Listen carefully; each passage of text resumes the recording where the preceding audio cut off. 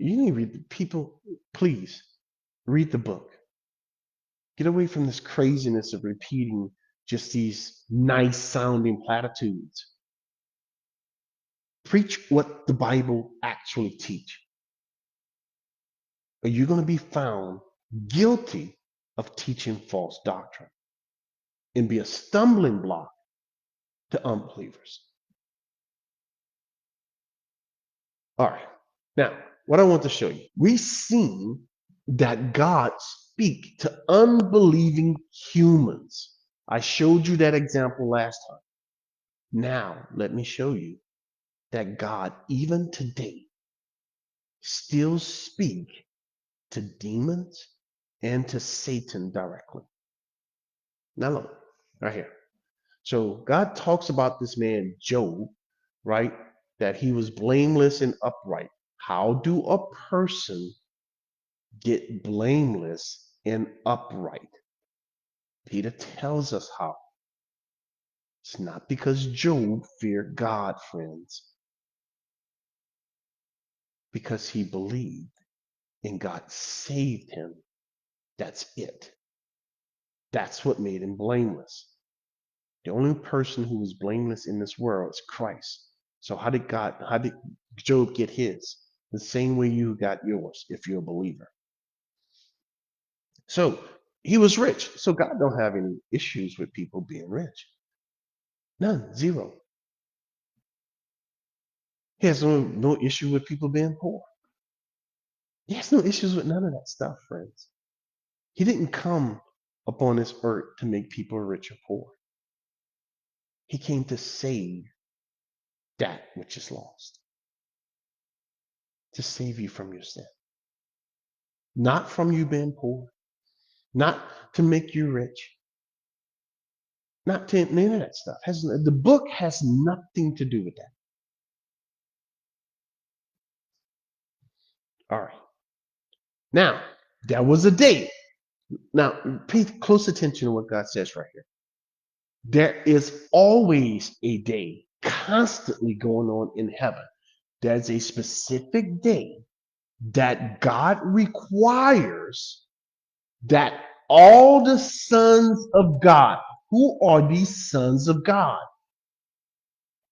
God tells us, came to present themselves, listen, before the Lord. Well, wait a minute. Wait a minute. Well, where's God? God is sitting in the heavens, in the heaven of heavens.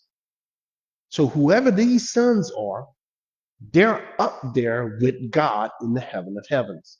Are they humans? Come on, man. No humans up there. They are now, but at that time it wasn't. This is before the cross. Everybody was down here underneath the earth in this place called paradise, where you had one place over here called paradise, or Abraham's bosom, paradise. And this other place is called the place of torment.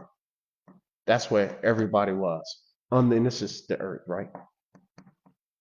So if you're wondering why I say it, I didn't say it, but the book says there was no humans in heaven at this time because the cross hadn't taken place.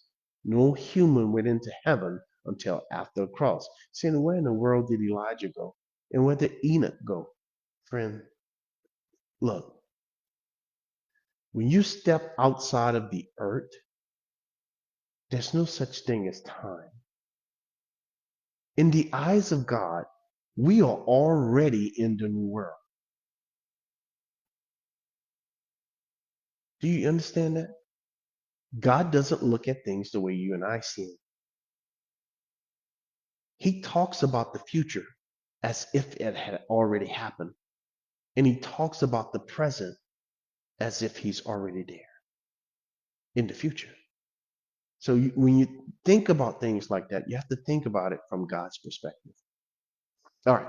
So look at what it says. And Satan also came among them. Them, yes. All the sons of God. Why? Because he was one. What makes an angel a son of God? Because God was directly responsible for their creation. What makes a human a sinner?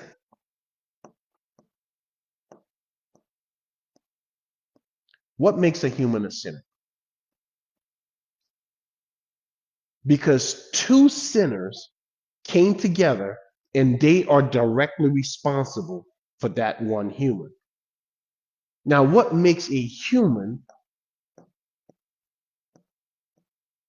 a child of God? What makes a human a child of God? Do two humans come together and make that child of God? No. God literally kills that one right here and creates a new one. So who's directly responsible for the human as a child of God? God is, because God creates a new one. That's what makes Adam, the Bible says, is a son of God. Why? Because God spoke him into existence. What makes Kevin a child of God? Because God spoke me again into existence.